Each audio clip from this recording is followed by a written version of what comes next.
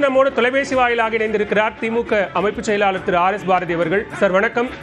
மதுரையில் இன்றைக்கு நாளை நடைபெற இருக்கிற பிரம்மாண்ட பொதுக்கூட்டத்தை ஒட்டி இன்றைக்கு முதலமைச்சர் ரோட் ஷோ மேற்கொண்டிருக்கிறார். மக்கள் அளிக்கக்கூடிய வரவேற்பு எப்படி பார்க்கிறீங்க?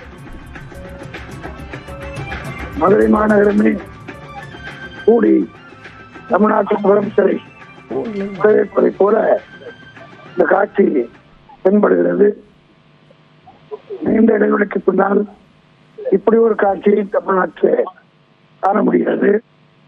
தமிழ்நாட்டு முதலமைச்சர் தளபதி மு.க. ஸ்டாலின் அவர்களுக்கு மதுரை மக்கள் அளிக்கின்ற இந்த மகத்தான வரவேற்பை காணுகிற போது 2026 தேர்தலில் இதே உணர்வுதான் பிரதிபலிக்கும் என்பதை மக்களுடைய எண்ணங்கள் வெளிப்படுத்துகிறது.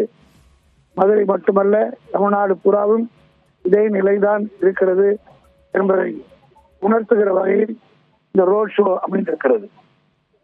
நாளை உத்தங்குடியில் நடைபெற இருக்கக்கூடிய பிரம்மாண்ட பொதுக்குழு கூட்டத்தினுடைய பிரதான அம்சங்களாக என்ன எதிர்பார்க்கலாம்? 2026 சட்டமன்ற தேர்தல் தொடர்பான பல்வேறு முக்கிய முடிவுகள் அல்லது தீர்மானங்கள் நாளைய பொதுக்குழுவில் எடுக்கப்படும் எதிர்பார்க்கலாம்.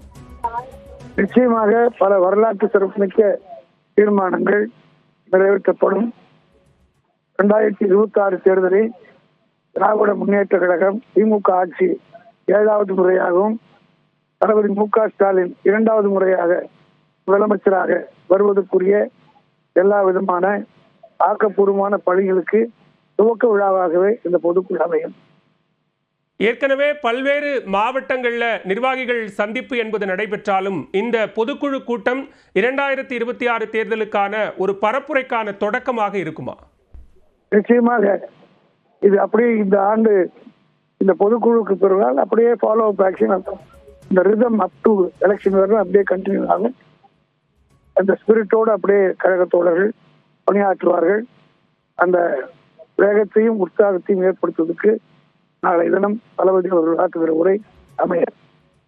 நன்றி திரு ஆர் எஸ் பாரதி. இணைப்பில் வந்து கருத்துக்களை பகிர்ந்து கொண்டமைக்கு நன்றி. தற்போது முதலமைச்சர் மு.க. ஸ்டாலின் மதுரை பெருங்குடி முதல் ஆரப்பாளையம் வரை மேற்கொண்ட ரோட் ஷோ நிகழ்ச்சியில் வாகனத்தில் இருந்து இறங்கி சாலையில் நடந்து சென்று பொதுமக்களை சந்தித்து வரக்கூடிய காட்சிகளை பார்த்துக் கொண்டிருக்கிறோம்.